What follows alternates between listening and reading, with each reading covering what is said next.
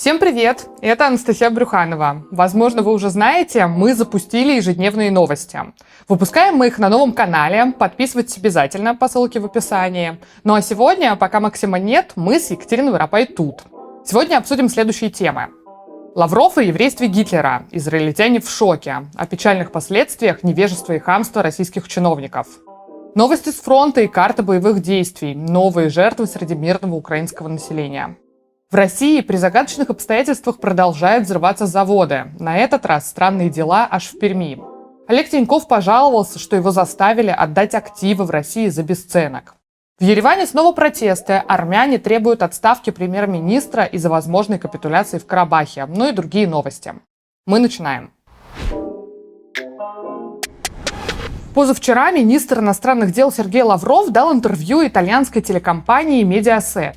Все интервью состояло из сомнительных и ложных утверждений. О том, что в Украине на официальном уровне поддерживается нацистская расовая теория.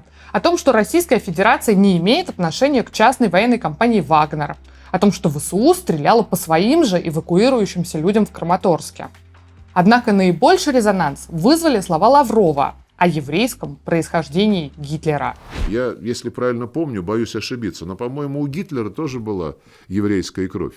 Это абсолютно ничего не значит. И мы уже давно слышали мудрый еврейский народ, который говорит, что самые ярые антисемиты, как правило, евреи. Не без урода, в семье не без урода, как у нас говорят. Версию семитских корней Гитлера в Израиле, мягко говоря, не разделяют. Поэтому сразу же после публикации интервью в Министерство иностранных дел Израиля был вызван посол России для разъяснения государственной позиции по этому поводу. В свою очередь, несколько израильских министров напомнили Лаврову, что гипотеза о том, что Гитлер был евреем, уже много лет назад была опровергнута историками. Сейчас она появляется только на страницах желтых газет и в устах ярых антисемитов, которые пытаются представить Холокост внутриеврейскими разборками. Председатель Израильского национального мемориала Холокоста Яд Вашем Дани Даян и вовсе обвинил Лаврова в пропаганде инверсии Холокоста и превращении жертв в преступников. Израиль – единственная развитая демократическая страна, которая с 2014 года и по сей день не ввела санкции против России ни в какой форме. Понятное дело, израильские компании, не будучи сумасшедшими, аккуратно соблюдают те ограничения, которые наложены США и Евросоюзом. Но никаких собственных решений на государственном уровне не принималось. Не принималось в то время, когда их приняли все, от Японии и Австралии до Швейцарии. На то есть вполне объективные причины. Во-первых, Израилю хватает проблем в своем регионе. Он окружен соседями, для которых уничтожение государства Израиль – это фундамент идеологии. Он всегда в режиме более или менее вялотекущей войны. Включаться в любую напряженность, в любые конфликты за пределами своего региона без жизненной необходимости – это последнее, к чему Израиль может стремиться. Во-вторых, в Израиле достаточно много граждан, а значит избирателей, настроенных пророссийски. Это выходцы из стран бывшего СССР, говорящим на русском языке, имеющие социальные и родственные связи с Россией. На 2017 год 1,5 миллиона, более 17% населения Израиля владели русским языком. Среда иммигрантов, их семей и потомков очень неоднородна. Кто-то успешно интегрировался и мало интересуется жизнью родины, своей и предков. А кто-то продолжает головой жить в России. И сторонников Путина, причем радикальных, в русскоязычной среде немало. В этом нет ничего удивительного, хотя с непривычки может казаться странным, что в русских диаспорах по всему миру столько путинистов. Но эти люди видят Россию в отражении кремлевской пропаганды. У них нет возможности сравнить ее с реальностью. Они видят ту Россию, которая под знаменем мудрого вождя с каждым годом только хорошеет и богатеет. Израиль – конкурентная демократия, его политики зависят от своих избирателей. И выходцы из России, в том числе и зрители российского телевидения, которые смотрят на мир глазами Дмитрия Киселева и живут в логике российской пропаганды, это значимая часть избирателей, ссориться с которой никому не нужно. Ну и в-третьих, Россия – наследник Советского Союза, отношения Израиля с которым были по большей части отвратительны. Но именно эта страна сыграла одну из ключевых ролей в том, что катастрофа европейского еврейства закончилась созданием Израиля, а не окончательным решением еврейского вопроса. И какие бы фортели Россия не выкидывала, но наши чиновники и политики, включая самого Путина, всегда были почетными гостями на всех памятных мероприятиях. И это самая чувствительная тема для государства Израиль, высказываться по которой не стоит без особо веской причины. А если уж высказываться, то продумывать каждое слово. И вот по этой теме министр Лавров потоптался грязным сапогом. И что услышали граждане, политики, журналисты, лидеры мнений в этом заявлении о еврейской крови Гитлера? Что евреи, во-первых, развязали войну, во-вторых, убили сами себя. Что самая страшная трагедия одного народа в человеческой истории – это какие-то семитские разборки между собой. Для нас, тех, кто вынужден слушать этих пожилых людей во властных креслах уже более 20 лет, в таком вот выпаде Лаврова вроде нет ничего нового. Эти политики уже давно написали себе и преподают нам какую-то собственную историю, густо замешанную на советских стереотипах, обрывках школьных знаний, где-то там что-то услышанном, где-то что-то прочитанном. В этой истории уже официально Советский Союз воевал со всем миром, а мир этот на нас натаскивала Америка и евреи. Кто там обратит внимание на Лаврова, когда Беглов уже договорился до того, что Ленинград осаждали 13 европейских государств? А когда Путин начинает свои исторические изыскания, там вообще хоть стой, хоть падай. Такие половцы с печенегами из него лезут, такой Рюрик со своей славянской матерью, такой пересказ литературы про попаданцев в мягкой обложке, что куда уж там Лаврову с его еврейским Гитлером. Но для израильтян вот этот бытовой советский антисемитизм, поток конспирологии уровня таксиста стал совершенным откровением. И тут же заполонил первые полосы крупнейших изданий, эфиры телеканалов и лента соцсетей. Мы, опять же, уже вроде привыкли к крайней степени цинизма наших политиков, к тому, что история всегда подгоняется под текущие задачи, что можно нести чепуху и за это ничего не будет. Поэтому мы даже не до конца осознаем, что такое для израильской политики вот такой подметный антисемитский выпад, сказанный просто походя. И это будет иметь последствия. Весь Израиль, который, напомню, состоит из избирателей, а не подданных, и это услышал. Каждый политик это услышал. И если был на свете способ за 20 секунд совершенно бессмысленно и на годы вперед настроить политическую систему самой лояльной страны развитого мира против себя, то вот он исполнен. Любой адвокат, любой лоббист интересов российского государства в израильской политике отныне будет иметь до предела бледный вид. Можно было бы сказать, что это какая-то случайная оговорка, ляпнул пожилой человек, не подумавши. Но на самом-то деле все закономерно. Когда ты годами развращаешь свою внешнюю политику, когда считаешь бесстыжее вранье, фантазии, огульное хамство инструментом переговоров, то рано или поздно ты найдешь себе собеседников, которые почему-то считают, что эти слова имеют значение. И тогда страна, которая терпела от тебя все, включая открытую дружбу с исламистскими террористами, мечтающими ее уничтожить, вдруг поймет, что с этой рожей разговаривать нельзя. На Донбассе российские войска продолжают безуспешно штурмовать украинские позиции. Основные усилия сконцентрированы на попытках захватить Рубежное и Попасную. До этого мы сообщали, что российское наступление в районе Изюма тоже застопорилось. Продвижения в сторону Славянска и Барвенкова практически нет. Пробуксовка существенно влияет на планы наступающей страны. По оценкам ряда военных аналитиков, российская армия собиралась окружить украинскую группировку на Донбассе и затем разбить ее. Для этого необходимо было сомкнуть кольцо, наступая с юга, со стороны Гуляйполя, и с севера, со стороны Изюма. Но это не удается. Предполагалось, что будут более мелкие окружения. Российские войска наступали, в частности, со стороны Рубежного и Попасной, в сторону Краматорска. Но и с ними пока ничего не получается. Тем временем херсонская группировка российских сил находится уже в 150 километров от Кривого Рога. Но продвинуться дальше ей не удается. Стоит на месте и Николаевское направление. Все, что сейчас удается российской армии на юге Украины, это ракетные обстрелы. За минувшие сутки дважды прилетело в район Одессы. Один удар пришелся по мосту в Затоке, единственному сухопутному коридору на юг Одесской области. Он до этого уже дважды обстреливался. Вероятно, Россия бьет по мосту, чтобы нарушить связь Украины со своими территориями в Бессарабии. Это южная часть Одесской области на границе с Молдовой и Румынией с одной стороны и морем с другой. К слову, украинская армия отчиталась о поражении байрактаром 2 российских катеров типа «Раптор» в Черном море в районе острова Змеиный. Другой ракетный удар российская армия нанесла непосредственно по Одессе и снова попала в жилой дом. По сообщениям местной власти, погиб парень 15 лет. Из-за войны, развязанной Владимиром Путиным, продолжают гибнуть мирные жители. И это ужасно. Одна из самых шокирующих страниц этой войны написана в Буче. После выхода оттуда российской армии там обнаружили сотни убитых мирных жителей. Их тела лежали в братских могилах, подвалах и даже просто на улицах. Накануне стало известно еще об одной жертве войны из этого городка. От голода во время оккупации Бучи умерла известная художница-шестидесятница Любовь Панченко. Она развивала украинскую культуру во время советской цензуры. И поскольку ее творчество имело ярко выраженный национальный колорит, художницу преследовали. В советские времена ей удалось пережить, а вот путинские нет. Любовь Панченко умерла в возрасте 85 лет. Только вчера на нашем новостном канале мы рассказывали, что война пришла на территорию России. И вот очередные взрывы в Белгородской области. В ночь на понедельник их было 2, и утром губернатор успокоил местных жителей, мол, это не Украина обстреливает, а российская авиация боевые задачи выполняет. По данным оперативного штаба, пострадавших нет, разрушений и повреждений тоже. За последний месяц в Белгородской области загорелись нефтебазы и склад боеприпасов. Несколько раз местная власть сообщала об обстрелах приграничных сел со стороны Украины.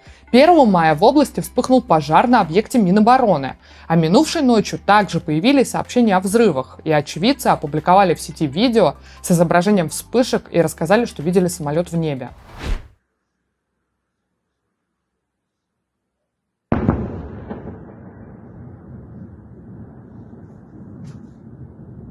Странная история случилась вчера и в Перми.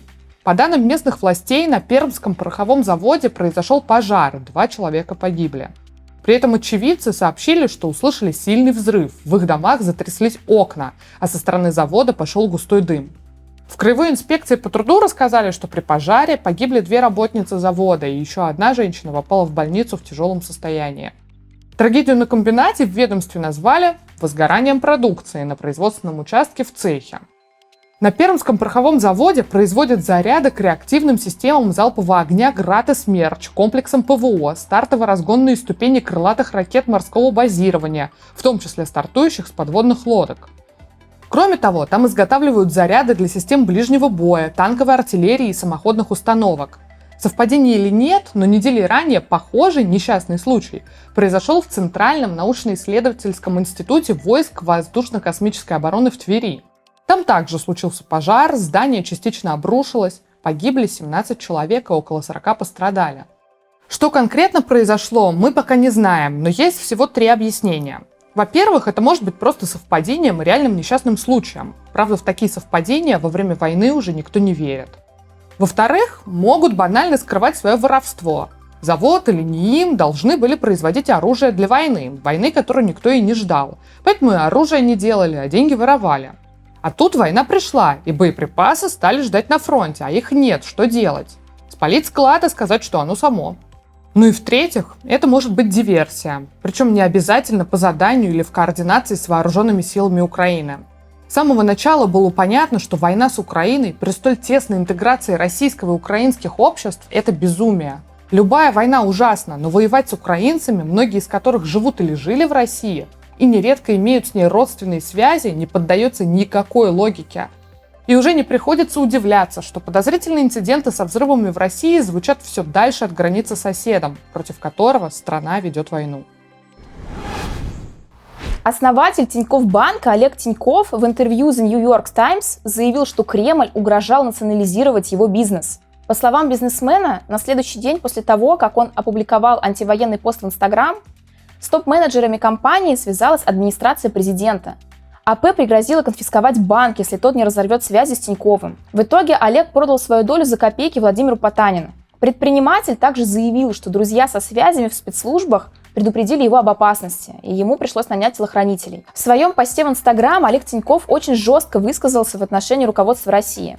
Я процитирую. «Генералы, проснувшись с похмелья, поняли, что у них говноармия. А откуда армия будет хорошая, если все остальное в стране говно и погрязло в непотизме, халуйстве и чинопочитании?»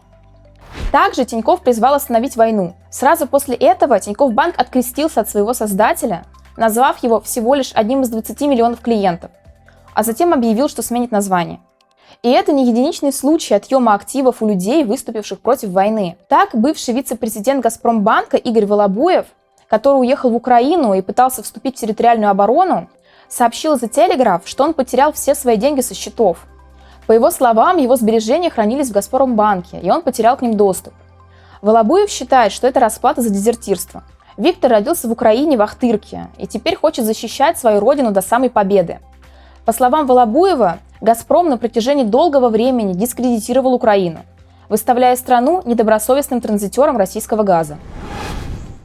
Армянская оппозиция выходит на улицы и требует отставки премьер-министра Никола Пашиняна. Децентрализованные митинги начались еще в конце апреля и с тех пор становятся только масштабнее. Сейчас протестующие перекрывают улицы в Ереване и строят баррикады из мусорных баков и скамеек. Недовольство вызвано намерением подписать мирный договор по Нагорному Карабаху на условиях Азербайджана. Пашинян озвучил такие планы после встречи с Ильхамом Алиевым в Брюсселе 7 апреля.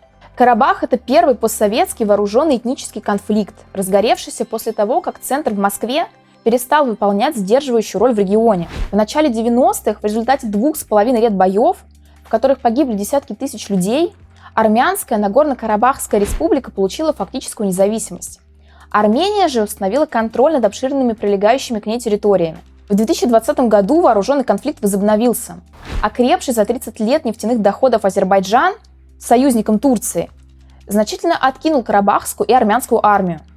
Спустя 1,5 месяца боев при посредничестве России было подписано перемирие, а его соблюдение должны были гарантировать российские миротворцы.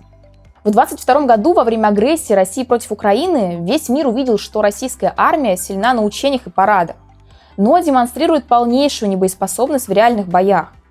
По всей видимости, перестав бояться России, азербайджанская армия несколько раз нарушала перемирие. Она обстреливала приграничные территории в Нагорном Карабахе и даже заняла приграничное село Фарух, которое должны были защищать миротворцы. Россия протестовала, но не отвечала силой. По ее реакции стало очевидно, что российская армия не вступится за Нагорный Карабах. У Пашиняна фактически не осталось выбора. Либо он отдает Нагорный Карабах сегодня без войны, либо завтра придется воевать в одиночку с противником, у которого сильная, разбогатевшая на нефтедолларах экономика и современное вооружение. При посредничестве Евросоюза была организована встреча Пашиняна с президентом Азербайджана Ильхамом Алиевым. На ней оба пришли к чему-то вроде компромисса. Пашинян согласился признать суверенитет Азербайджана над Нагорным Карабахом, если будет разработано решение, гарантирующее безопасность армянскому населению. Этим недовольна оппозиция, так как большинство армян не готовы так просто отдать целый регион, за который умерли десятки тысяч их соотечественников. И потому они сейчас выходят на улицы. Мы тут посмотрели за вас весь YouTube, и вот что интересное для вас собрали. На канале «Популярная политика» Мария Певчих и Майкл Наки исследовали и сравнили содержимое аптечек российского и украинского солдатов. Солдаты армии России используют устаревший и неэффективный жгут, а чтобы добраться до раны, им придется рвать одежду голыми руками. В то время как у ВСУ в аптечке есть удобные ножницы. А еще у них есть пластырь. Казалось бы, пластырь есть в любой домашней аптечке, но не у российских солдат. В эфире у Фейгина советник офиса Владимира Зеленского Алексей Арестович рассказал о ситуации на фронте. Как топят катера на Змеином острове и как происходит регулярная Чернобаевка. Про референдум в Херсоне он сказал, что, скорее всего, его не будет, но могут просто объявить о присоединении к России. А про мирный договор России и Украины говорит, что, кажется, уже возможна только капитуляция России. Экономист и специалист по энергетике Михаил Крутихин в эфире канала Александра Плющева рассуждает о последствиях нефтегазового эмбарго для России. Экспорт в направлении Китая сегодня уже работает на пределе транспортных возможностей. А значит, часть скважин придется консервировать, а каждая скважина – это 1000 рабочих мест, причем системообразующих для некоторых регионов. Анна Мангайт поговорила с активистками Дарьей Сиренко и Лёлей Нордик о движении «Феминистское антивоенное сопротивление». Активистки движения провели женские антивоенные марши в сотни городов России, запустили фонд в поддержку протестующих и собрали несколько десятков тысяч подписчиков в соцсетях. Каждый день фемсопротивление предлагает разные способы гражданского активизма, от распространения достоверной информации о происходящем в Украине до благотворительности. Фейк-ньюс от Марии Борзуновой вернулся. Она разобрала фейки пропаганды, манекены жертв Бучи, Мариуполь, якобы наркотики Зеленского, покушение на Соловьева, конечно же, и многое другое. Перед тем, как рассказать вам последнюю новость, расскажем, зачем следить сегодня. Еврокомиссия может завершить работу над следующим, 6-м по счету пакетом санкций ЕС против России. Он, скорее всего, будет включать в себя поэтапное нефтяное эмбарго. По словам источников политика, импорт российской нефти планируют запретить до конца этого года. Также под санкции могут попасть еще больше российских банков, включая даже Сбербанк.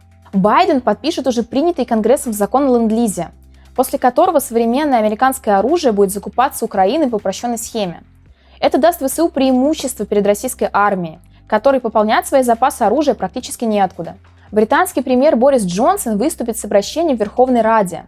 Об этом рассказал депутат Алексей Гончаренко, однако подробности он не раскрыл. Великобритания оказывает Украине активную поддержку. Ранее премьер лично приезжал в Киев и встречался с Владимиром Зеленским. В Буче при помощи французских экспертов начинается ДНК-экспертиза для идентификации тел погибших во время российской оккупации. Жители смогут бесплатно сдать ДНК-анализ. Образцы всех умерших уже отобраны судмедэкспертами. Сопоставив эти образцы, специалисты смогут найти и идентифицировать родственников из базы неопознанных жертв. В Украине в поселке Бородянка неподалеку от Киева спасли рыжего кота, застрявшего на 7-м этаже разрушенного дома. Напуганное животное обнаружил местный житель Евгений Кибец. Кот сидел в помещении без стен и крыши, которое до обстрелов было квартирой, и испуганно мяукал. Евгений обратился к пользователям Фейсбука и попросил помочь найти автомобиль с башней. К спасению кота подключили сотрудники Госслужбы по чрезвычайным ситуациям. Они пригнали к разрушенному дому пожарный автомобиль с лестницей и спустили кота на землю. Животное напоили, а затем передали ветеринарам. После того, как кот придет в себя и окрепнет, ему начнут подыскивать новую семью. Я надеюсь, вам понравился такой формат, и вы поставите лайк. И обязательно подпишитесь на наш новостной канал по ссылке в описании, чтобы не пропустить следующие выпуски и быть в курсе происходящего. Но обязательно напишите в комментариях, как вам. До завтра!